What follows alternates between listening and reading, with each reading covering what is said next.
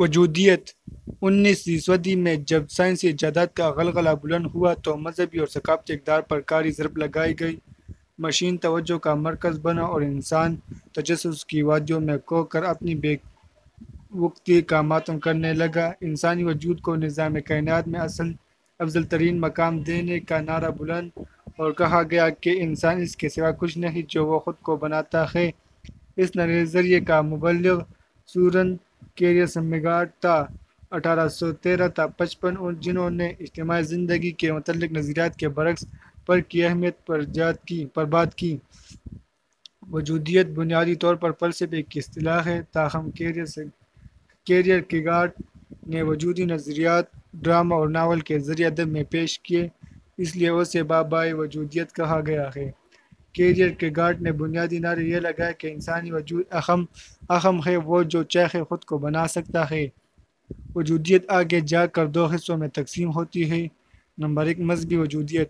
وجودیت کے اس رنگ کا سب سے بڑا مبلغ خود کیرکیگارڈ ہے۔ ان کے بقول انسان خود کو بنانے میں دیگر اہل معاشرہ سے کٹ سکتا ہے، لیکن ایسا کرتے ہوئے وہ احساس ذات یا عرفان ذات کے مرحلے تک پہنچ جاتا ہے۔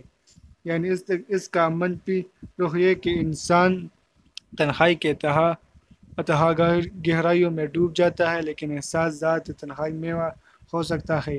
اہل معاشرہ اس مقصد کے راستے میں سب سے بڑی رکاوٹ ہے اور یہی اس کا مثبت پہلو ہے۔ لادینی نظریہ۔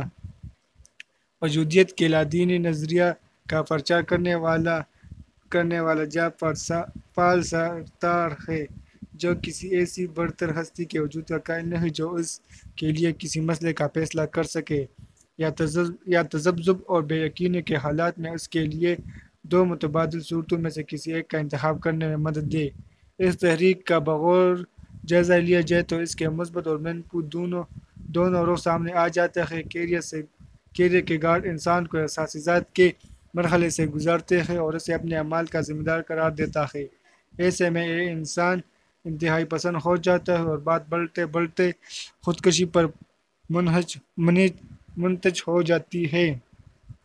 سارتر اور سیسے انسان کی غیر مشروط آزادی پر زور دیتے ہیں۔ دونوں کسی برتر ہستی کے قائل نہیں، ان کے نزدیک انسان طاقت کا سرچشمہ ہے اور اپنے اعمال پر قادر ہے۔ یہی قدرتیت کا حوالہ انسان کو ایک المناک اور صورتحال سے دوچار کرتا ہے، کیونکہ انسان ہمیشہ مشکل وقت میں کسی برتر ہستی سے مدد طلب کرتا ہے، مگر یہاں تو یہ لوگ اس وجود کے قائل ہی نہیں، تو نتیجہ ہمیشہ تہذیب کی صورت میں ہی نکلتا ہے۔ ادبی نقطہ نظر سے مشہور وجودی مفکر کولن ولسن نے وجودیت کو روحانیت کی ترقی یافتہ شکل قرار دیا ہے، کیونکہ دونوں تحریک فرد کی آزادی، تخیل کی آزادی، انفرادیت پسندی اور شدت جذبات جیسی خصوصیات رکھتی